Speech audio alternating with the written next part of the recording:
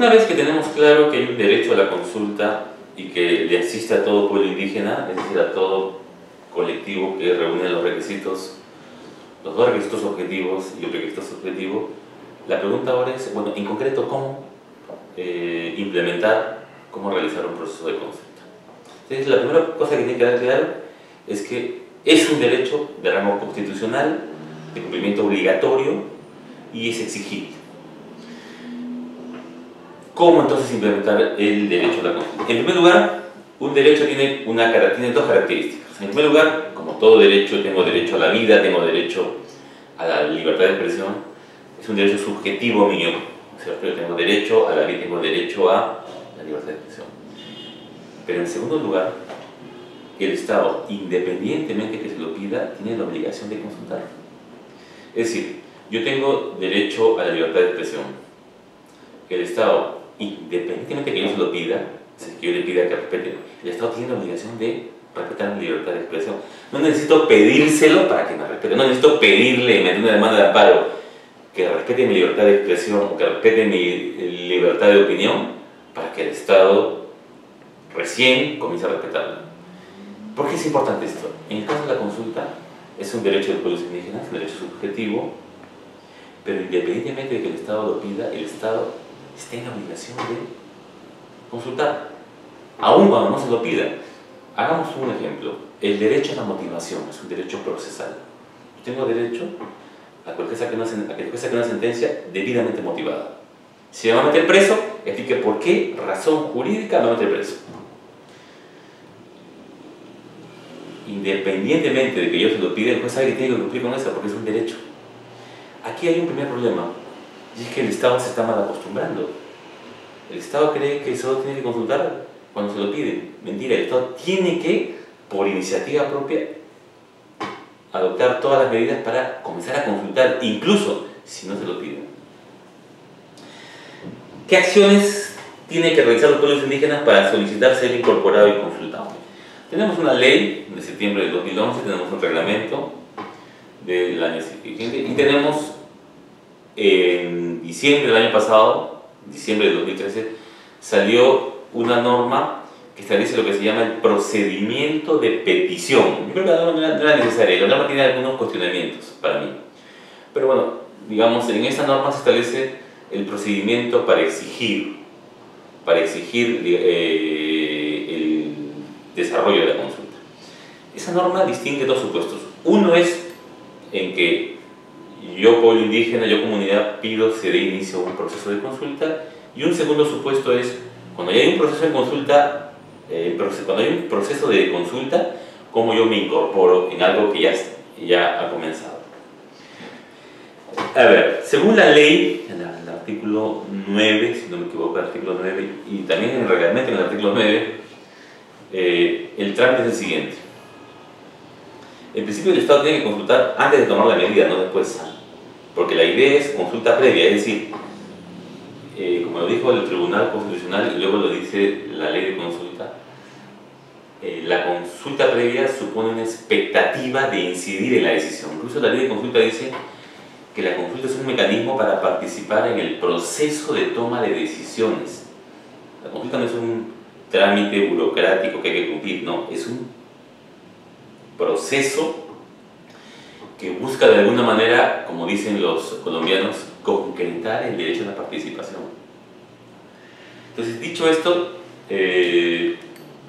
lo primero que establece es que ese pueblo indígena, esa comunidad campesina o nativa que reúne los requisitos para ser considerado pueblo indígena, tiene que solicitarle a aquel ente del Estado que prevé adoptar la medida que puede impactar. Por ejemplo, si es Perú Petro, ¿no es cierto?, y está pensando adjudicar un lote o suscribir un contrato, o es el Ministerio de Energía y Minas que plantea realizar una actividad minera, o el Ministerio de Salud que plantea adoptar una medida, ¿no es cierto?, que va a afectar, digamos, la salud de los pueblos indígenas, es el ente que prevé adoptar la medida y que tiene que consultar. No es el Ministerio de Cultura, sino es el ente. Si, por ejemplo, por poner un ejemplo, a ver, un ejemplo distinto. Proinversión quiere dragar los ríos amazónicos. ¿Qué es dragar? Limpiar los cauces para que pasen barcos de mayor calado. Pero claro, esos ríos son muy importantes para los pueblos ribereños. El pueblo Pucama, por ejemplo, vive de la pesca. Si tú limpias el cauce, puedes afectar la pesca, porque ese cauce es el lecho, es el hábitat de peces que dan de comer al pueblo Pucama. Proinversión tenía la obligación de, antes de tomar la decisión, consultarles. Si estamos ante una actividad minera o ante una actividad petrolera en territorio de una comunidad, tendrá Perú Petro y el Ministerio de Energía y Minas que realizar el proceso de consulta.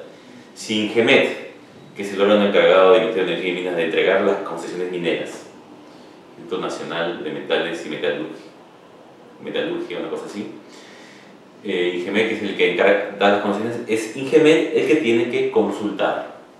Si hablamos de una concesión forestal, será SERFOR. Entonces, cada sector del Estado que prevé tomar la medida es el que tiene que realizar la consulta. Entonces, ¿qué dice la ley? En principio hay que pedirle a ese sector del Estado, cuya decisión va a generar un impacto, que consulte. Imaginemos que le pedimos a Energía y Minas que consulte la autorización de exploración en un territorio de una comunidad campesina. Ingemet podrá decir sí o no. Si dice sí, comienza el proceso de consulta. Si Ingemet dice yo considero que este no es un pueblo indígena o que no hay un impacto a los pueblos indígenas, el Viceministerio de Interculturalidad, que es una dependencia del Ministerio de Cultura, es el órgano que debe conocer en segunda instancia. Es decir, si yo le pido al Ministerio de Energía y Minas consulta y él me rechaza, esa decisión denegatoria la tengo que apelar ante el Viceministerio de Interculturalidad, que es el órgano especializado en materia de pueblos indígenas del Ministerio de Cultura. Ese es el trámite, ¿no es cierto? Si el Viceministerio de Interculturalidad me rechaza la petición, ahí recién se abre la posibilidad de ir por la vía del amparo. ¿Qué significa por la vía del amparo? Presentar una demanda de amparo ante el juez civil o mixto donde vive la comunidad afectada. Este juez civil está en la capital de provincia, ¿no es cierto?, donde tiene donde está la comunidad. Entonces hay que presentar una demanda de amparo ante el juez civil y decirle: señor juez, el Estado ha tomado una decisión, pero no ha consultado con los pueblos indígenas. Hay una violación al derecho a la consulta. Señor juez, le pido que exija a esa ente del Estado que consulte. Entonces, este es el procedimiento. Este es un procedimiento. Ahora, el procedimiento aprobado por el Ministerio de Agricultura tiene algunos problemas que vamos a pasar a explicar a continuación. En actividad petrolera y en actividad minera hay un problema, y es, comencemos por la actividad minera. ¿Qué decisión se consulta? En la actividad minera primero es la concesión minera, luego viene la exploración, luego viene la explotación, el cierre de pasivos. ¿Cuál es la primera decisión? La idea es que se consulte la primera decisión que afecta. Es evidente que es la concesión minera. Hay un debate y los que se oponen, sobre todo el Ministerio de Energía y Minas, dicen no se consulta la concesión minera porque la concesión minera no tiene ningún derecho. Se tiene que consultar a partir de la exploración. Yo discrepo de esa posición, porque ya la concesión minera, si bien la concesión minera no te da derecho a eso, no te da derecho a explorar, necesitas de permiso de la comunidad, necesitas hacer previamente un proceso de consulta, la simple concesión ya tiene efectos muy concretos. Si yo soy una comunidad y quiero dedicarme a la minería, a la pequeña minería, no voy a poder hacerlo porque ya le entregaron la concesión a otro. Y ese es mi territorio.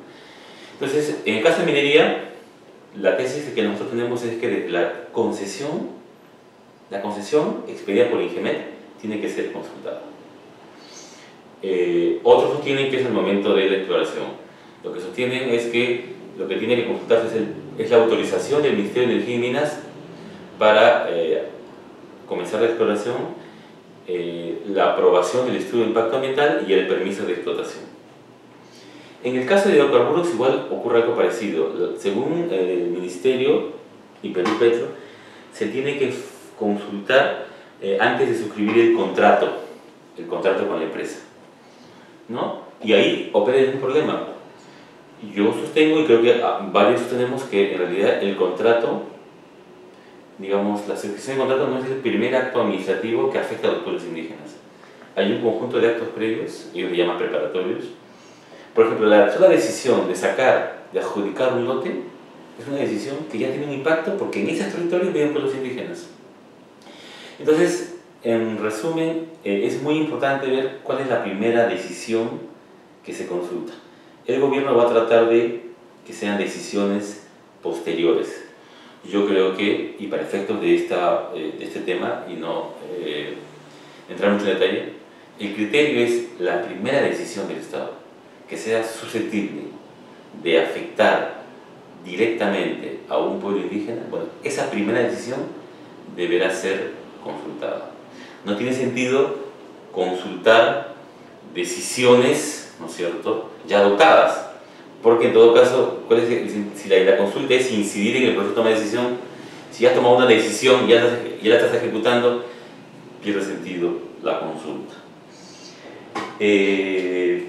Igual ocurre en el tema forestal y en otros temas. Entonces, la primera decisión la que tiene que ser consultada y habrá que demostrar que esa decisión impacta. Acabo con una idea, y es, por ejemplo, está por aprobarse la ley de coordinación entre la justicia de paz y entre la justicia indígena, reconocida por la Constitución, y la justicia estatal. Está también por aprobarse la ley de justicia de paz. Algunos dicen, no, pero esa ley beneficia positivamente, solo hay que consultar lo que afecta negativamente. La pregunta es, ¿quién y en base a qué criterio va a definir qué es lo positivo o lo negativo? El convenio no dice que solo tiene que consultarse lo que genera un impacto positivo, sino todo aquello que genera un impacto. Los pueblos indígenas sabrán y lo definirán qué cosa para ellos es positivo o negativo. Entonces, cerramos esta parte. Entonces, es muy importante definir qué cosa es la afectación directa. En el caso de normas, es decir, hemos discutido cuando hay afectación directa de una medida, concesión minera. Cuando se trata de definir qué cosa es una afectación, cuando una norma afecta, ahí hay también unos criterios establecidos por el tribunal, y en resumidas cuentas puede ser que la norma, en principio, si la norma está dirigida a pueblos indígenas, se consulta. Pero pueden haber normas que no están dirigidas a pueblos indígenas, sino a todo el país. Pensemos, por ejemplo, en la Ley de Recursos Hídricos. Esa norma no está dirigida a los pueblos indígenas, no es la Ley General de Comunidades Campesinas, está dirigida a todos. Pero a pesar de que está dirigida a todos, esa norma va a tener un impacto en los pueblos indígenas. Ley de Recursos Hídricos, Ley de Recursos Forestales. Si yo demuestro que a pesar de ser general, va a tener un impacto no indirecto, sino directo en los pueblos indígenas, esa norma deberá de ser consultada. Aquí hay que tener mucho cuidado porque el tribunal ha elaborado un criterio, en mi opinión, equívoco, ¿no es cierto? Y restringe la consulta de actos normativos, y, por ejemplo, sostuvo que la Ley de Recursos Hídricos, la Ley de Recursos Forestales, la Ley de Recursos Hídricos no debería ser consultada. Entonces yo creo que ahí el criterio es muy restrictivo, ¿no?